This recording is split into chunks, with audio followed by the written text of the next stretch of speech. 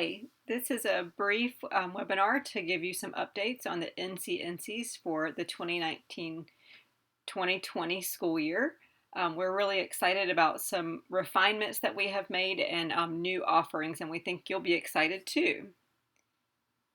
So first of all, just thank you for being a continued user of our little screening and progress monitoring assessment suite. We are now considering ourselves kindergarten through 5th grade, so that's one of the updates we have to share with you today. So we've got a couple other exciting things to share. I thought it would be helpful maybe to just go through each grade level and tell you what is the same and what is different, and then give you some tips on how to get updated on these changes. So in kindergarten through 2nd grade, that's an easy place to start. Everything is the same.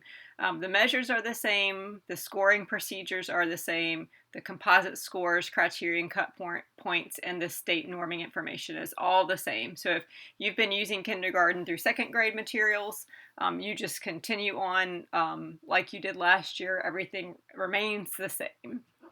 Our first minor change comes in 3rd grade. So first, I thought it would be helpful to know that the things that are the same, the measures stay the same, and the scoring procedures for the measures is the same, as is the composite scoring calculation and our state norms. What's different for 3rd grade is that we've adjusted our criterion cut scores to align with the new 3rd grade EOG. So you are used to, last year we had 2 cut scores, one that predicted a level 3 or higher, and we had a lower cut score that predicted a level 1 or lower. But this year, to align with the new EOG, we have 1 cut point. The numbers are actually the exact same as last year's cut point between that yellow and green category.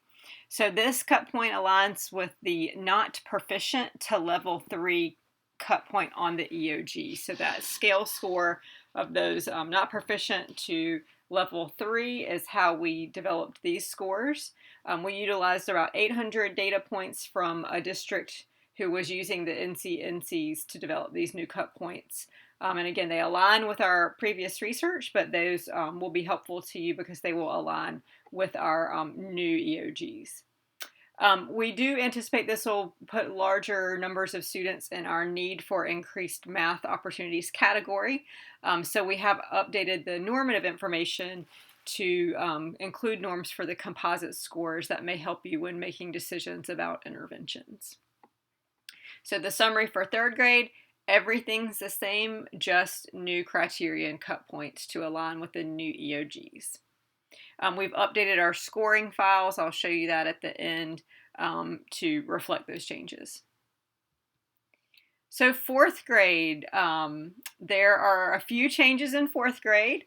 What is the same is 3 of the measures. So there is nothing new. You don't have to learn anything new in 4th grade, but we are saying goodbye to a few measures. So we have 3 measures that bore themselves out in our statewide norming project as the most predictive. So the scoring procedures and the state norming information is the same, but what is happening is we're sunsetting or saying goodbye to 2 of our measures in 4th grade.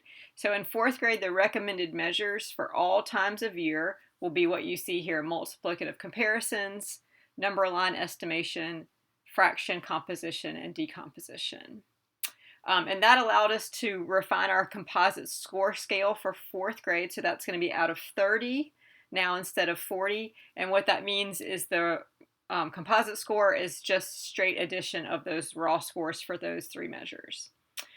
We were able to develop criterion cut points for these measures out of our 4th grade norming project. So last year we completed a 4th grade statewide norming project. We had about 500 data points that we used for the current analyses. And so you see the cut points here. Again, these align with the line between not proficient and a level 3 on the new 4th grade math EOG. So we have updated the normative information that was released last spring. for the individual measures, but it's updated now to have information on the composite scores as well. All right, in 5th grade, what's different is everything because it's all brand new. So we validated measures in the 18-19 school year. So last school year, we tried out 9 measures and we found 3 that are really strong measures and that are correlated and predictive of EOG performance. We'll have 2 measures that we recommend for administration in the fall and winter, and then we'll add a 3rd measure in the spring. So you can see that these, if it said 5th grade right here, which it should, so the measures are fraction composition and decomposition, which is similar to 4th grade, magnitude comparison, and relationship analysis. So this relationship analysis is the measure that will just occur in the spring. We're norming these measures right now. We're about 3/4 through our fall norming. So those norms will be posted on the live binder after each screening window. So look for those fall norms on October 1st. And we do have criteria and cut points based on our validation study for the winter and the spring. And again, these are aligned with the new 5th grade EOG and the cut point between not proficient and a level 3. So let's just look quickly at the 5th grade measures. So the first one is fraction composition and decomposition. This is very similar to the 4th grade measures, but what you'll notice here is there are different denominators. So students are having to think really flexibly with fractions while they're composing and decomposing. So you'll see here that I would ask the student, I have 1/6 here, or I have 1/3 altogether. I see 1/6 here. What would go here to get 1/3? That is a big paraphrase of the directions, but basically here students would need to know that I need another 1/6 to add to 1/6 to get 2/6, and 2/6 is equivalent to 1/3. This one has a hesitation rule of 5 seconds and a discontinue of a score of 0 in the first 3 items. So those are the same as the 4th grade measure. This fraction composition and decomposition was our most predictive measure in 5th grade, so it has held from 4th grade on as a really strong measure. Our next 5th grade measure that we'll have all times of years is called magnitude comparisons. So what we're asking students to do here is use these symbols to compare the value of 2 numbers. So they point to the symbol that should go where the question mark is. So again, here we see that students are having to work between fractions and decimals, so they really have to show their understanding of rational numbers, and then they have to understand this concept of magnitude. So the hesitation rule on this one is 3 seconds, and again, that same discontinue rule.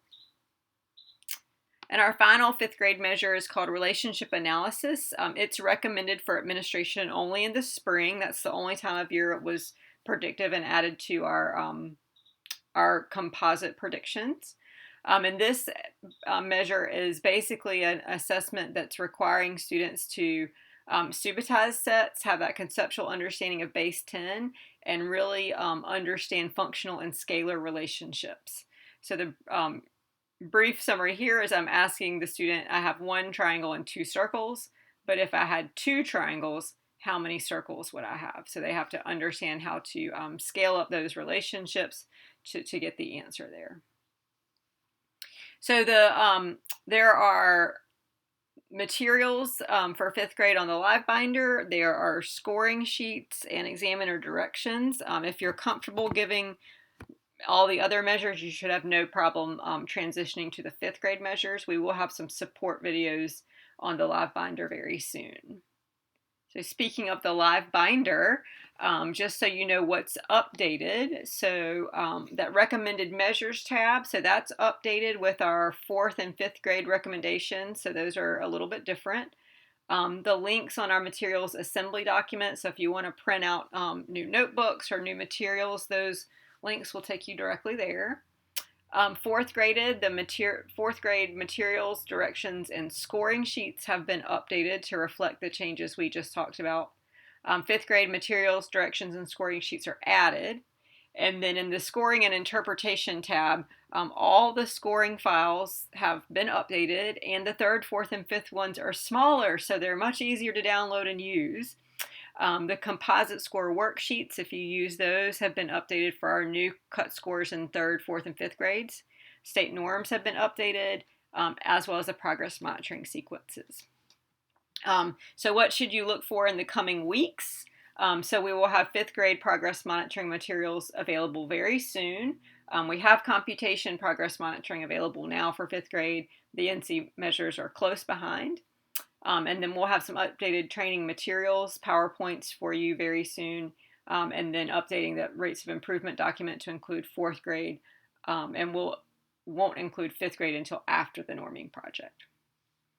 So that's just a brief overview of the changes. So if you have any questions, feel free to shoot me an email. I'm susan.laney at dpi.nc.gov. So if you find any errors, I would like to fix those very, very swiftly. Or if you have any feedback or questions, please don't hesitate to reach out. And thank you so much for using our ENSI measures again this year.